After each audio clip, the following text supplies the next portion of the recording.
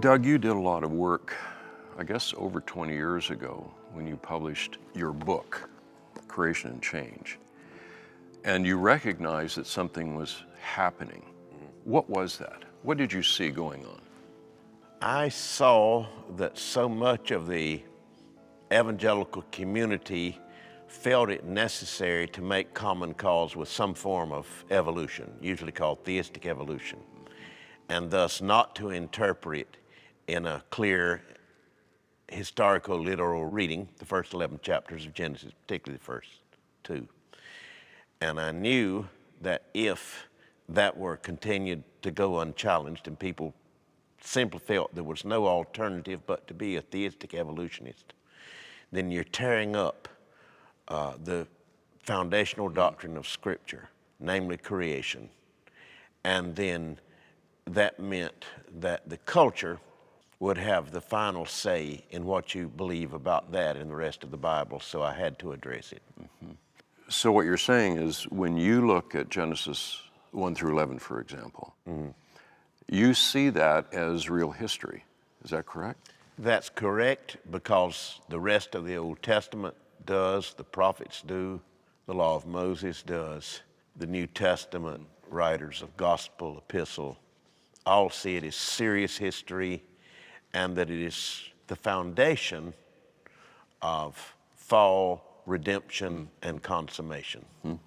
So you're saying there is this internal evidence from the rest of the Scripture that looks back at those chapters and says, this is real history. Exactly, and that explains the basis of reality. And so if you play fast and loose with that, you have very severe problems in the whole structure of biblical truth and of church theology. Well, your expertise is really in the whole area of the history of church as well.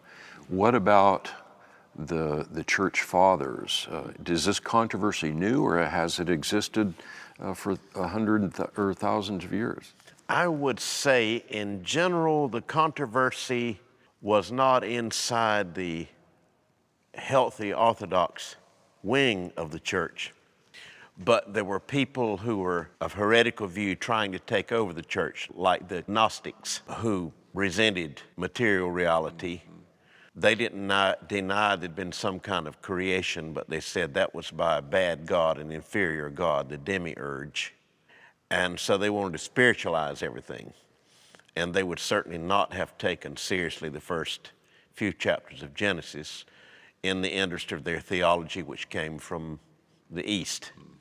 So the church fathers are often addressing them and saying, no, there's one God who made the entire world and not a plurality of gods. And he spoke these worlds into existence. He is in charge of them. He is preserving them. He allowed them to fall. And then he sent his son to redeem the world, and that will be carried out to the salvation of the elect and the complete beautification and restoration of the entire cosmos. So most of the times they're addressing creation in the earlier years, like the apologists, Justin Martyr and people like that. It's fighting heretical ideas which would have put paid, as it were, to the whole structure of salvation and to the clear reading of Scripture. Now, a little bit later, by the 4th century, then you have people writing on creation itself. Usually the name of the book would be 𝘉𝑪𝑎𝑚, namely, Work of 6 Days.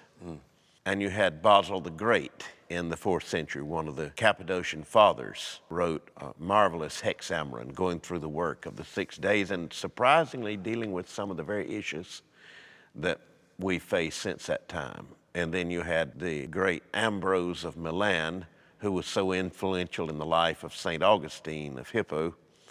He preached through creation, and it's known as 𝘉𝑪𝑎𝑚, and it's very close to what we would say today. From a perspective that these were literal 6 days. These are literal historical truths, and that they're essential to appreciate redemption and make some sense of it.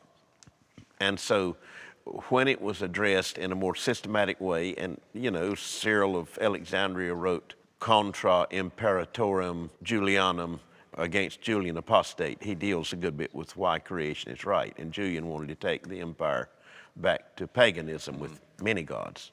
So as a general rule, wherever you see creation addressed, say in Irenaeus of Lyon, who would be in writing maybe for the year 180, he doesn't do a specific work on creation, but in his book Against Heresies, Adversus Arisis, also a smaller demonstration of apostolic history. Anytime it's addressed, he's saying the Gnostics are wrong to say that God didn't make it or it's unimportant. No, God created material reality. He loves it. He redeems it. It is essential to know creation in order to appreciate who Jesus Christ is, what he did. And so it goes all through the ages. St. Thomas Aquinas in the Middle Ages, Peter Lombard before that, Calvin, Luther. Now there are one or two exceptions of note. One was a person who's not considered a church father because he was listed as heretical on a number of points, Origen. And he basically takes the form of Neoplatonism and Eastern thought.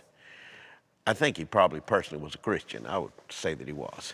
But when he gets through with the received text and the creeds and the Christian faith, he has so merged it with the different Eastern theories, you wonder what's left. I think he was a Christian, but he spiritualizes everything away. So you wouldn't look to Origen for very much on what the church thought about a serious doctrine of creation. I mean, in his book Contra Celsum, Against Celsus, you'd find some things that are pretty good and some that are off the wall.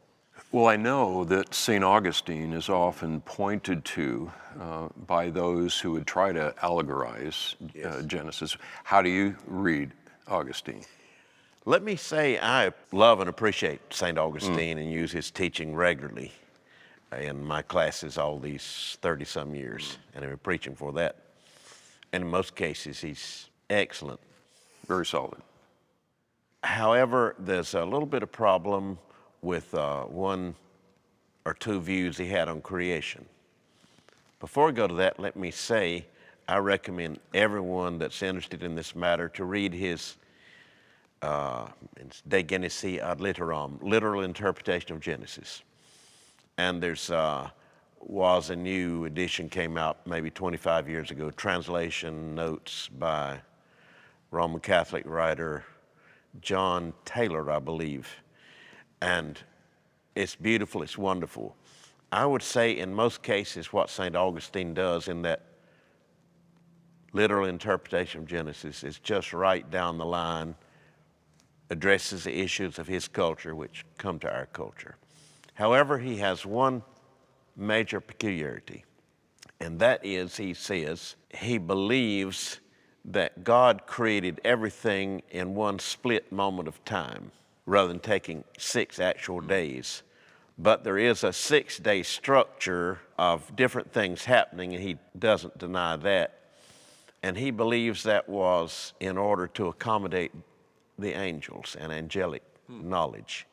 The 6 days is the way the angels could contemplate it, and then he goes into a matter, 6 days is because of the aliquot parts of 6. In other words, take 1 plus 2 plus 3, that's 6. Then what's even more unusual than that, I think he is trying to put together certain elements of Neoplatonism that remained in him. I mean, he's a profound Christian, but he did have some elements of this that we never totally come out of what we were brought up in intellectually. And he didn't, although he did a marvelous job for the most part. He's trying to combine Neoplatonic theories of angelic intelligences and how they would have come at this with something that cannot be combined with the Hebraic view of creation being spoken into existence by God and then it working in a developing series of 6 days. And so he's not entirely successful there because I think he's trying to work together two essentially incompatible systems, namely some theories of Neoplatonism and straight Hebraic teaching on physical reality. Well, as we move forward in time then from Augustine, where do you see all of a sudden the thought beginning to work its way in that there is something less than a historical record found in Genesis? I think Dr. Nigel Cameron, who used to be warden of Rutherford House in Edinburgh, now he's in various ministries in this country, he did a book a number of years ago, which unfortunately is out of print, Evolution and the Authority of the Bible, in which he shows that the whole church, as far as commentators and creeds on into Protestant confessions, held straight six-day creation until the European Enlightenment. And particularly two things happened, well, many things happened in the European Enlightenment, two things particular reference to creation. One is there was the introduction of the thought of vast geological ages being evidenced by geological structures. That was happening in the late 18th century. And then in the 19th century, of course, we have Charles Darwin. It was not that theories of evolution were totally novel. They weren't, because if you go back to certain of the pre-Socratic philosophers, Democritus, Leucippus, and others, they held some kind of evolution. But the Christianity had purged that out and said it's ridiculous, and it goes way underground. It's able to come back to the surface by the European Enlightenment. Geology first, and then with particularly Darwin. I mean, his grandfather was teaching, Erasmus Darwin, but Charles Darwin's major work came out in 1859 and it sold out in about 2 days because people were so desperate to find an intellectual alternative to divine creation. Well, Cameron shows that when about 5 or 6 years after Darwin's book became popular, i.e. by the late 1860s, there was scarcely a Protestant commentary that didn't accept some form of evolution, or at least say, this is a matter best left to the scientists, let's deal with the spiritual. It happened that fast. It happened that fast within 6 or 7 years.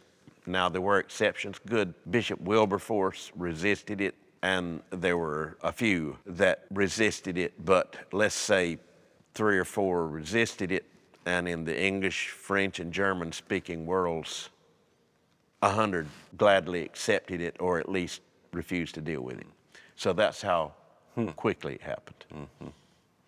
So is that the point, as we now move forward from the 1860s to our present day, that we then have that continued belief in evangelical Christianity that leans more and more towards the notion that Genesis is not history? Yes, I heard a distinguished professor from Holland when I was studying at University of Edinburgh, 𝘍𝘬𝘺𝘆. Very good man. I don't in any way wish to say anything against him. Was giving some lectures in a book what became a book, Religion and the Rise of Modern Science, and much of it is so good. But I raised my hand and as a student and asked him, what do you think about Morrison Whitcomb? Because he was a scientist. What do you think about Morrison Whitcomb, the Genesis flood? And he said, well, I can tell you, I was asked by publishers, should it be translated into Dutch and published? And I said, absolutely not. It will be offensive. He said, if we take this is literally what he said, if we take a stand on a literal interpretation of Genesis, as do Morris and Whitcomb, it is very likely to make the gospel incredible to intellectuals and particularly to young people. If we do what they did and say that the evolutionary scene for the last 100 or more years is to be challenged on a scientific basis, we will lose respect for the gospel of salvation, so we cannot do it. That was his answer. And I think, I mean, he's a good man. I don't agree with his point of view. But I think he would be speaking for the vast majority of those who feel you have to be a theistic evolutionist or you will make the gospel incredible to our culture, which has for whatever 150 years accepted some form of evolution. Is that a fair answer? Yes. But what you're saying is that that position is not the historical position of Christianity. It's more recent. Yes, it is post-1750s, post-1760s. It's that recent. Right. But especially post-Darwin in the 1860s. Particularly post-Darwin. It was a major collapse of Christian intellectuals before it. Somebody wrote an article. Was a man's name Livingston? I think I referenced him in that little book. Challenging the theory that many hold that when Darwin's material was published and starts sweeping the field, and particularly as his, quote, bulldog Thomas Huxley is barking at everybody, scaring them back, that the church mounted a serious resistance and that the conservative theologians did battle with him. He shows that is not the case at all. The whole church, nearly the whole church collapsed. Particularly the conservative theologians collapsed before it. You know, Shedd and very great men like Warfield and others felt that you would be so out of line with what their colleagues in various universities thought was proper scientific procedure that they had to make some kind of common cause with it, although they remained Christian. So the church did not fight Darwin. Bishop Wilberforce did. One could name 2 or 3 others, but hundreds gave in immediately. The church did not mount a resistance. The only resistance is beginning to come since the 1960s with Whitcomb and Morris, and now it's picking up tempo, which may be why some of the more recent organizations to push theistic evolution have felt it necessary to rise up, because they see us as a threat to what they think is the acceptability of the gospel in the culture. I do not put a bad motivation onto these people. That I refuse to do. I just think they're mistaken in how they assess. And most of all, here's the issue. You and I will stand before God. We must not answer whether something was pragmatically helpful, but whether or not it was true. And I truly agree with that.